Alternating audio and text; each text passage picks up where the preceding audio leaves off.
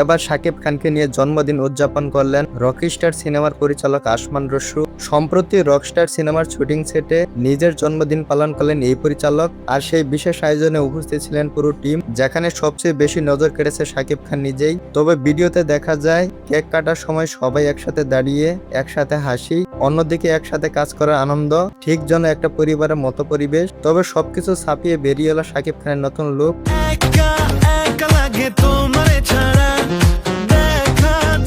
রকিস্টারের চুলের look, fitness, dress up সব মিলিয়ে যেন এক নতুন সুপারস্টার। দর্শকরা বলেছেন এটা যেন এক অন্যরকম শাকিব। এই অনুষ্ঠানে আরো দেখা গেছে অভিনেত্রী সাবিলা নূরকে। শাকিব খানের পাশে তাকে দারুণ মানিয়েছে।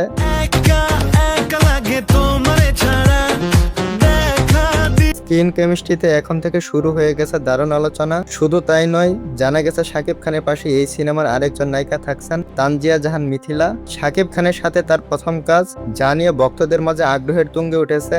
রকিস্টার সিনেমাকে নিয়ে ইতিমধ্যে শুরু হয়েছে বড় ধরনের হাইপ, কারণ একদিকে নতুন লুক, অন্যদিকে নতুন জুটি, আর বড় মাপের নির্মাণ। এই জন্মদিনে ছোট আয়োজন যেন বড় মাপের কিছু ইঙ্গিত দেয়। এই টিমটি যেন অন্য লেভেলে কিছু করতে যাচ্ছে। তবে শেষে একটাই কথা, শাকিব খানের এই নতুন অবতার সত্যি কি আগের সব রেকর্ড ভেঙে দিবে, নাকি রকস্টার হতে যাচ্ছে শাকিব খানের ক্যারিয়ারের সবচেয়ে বড় চমক?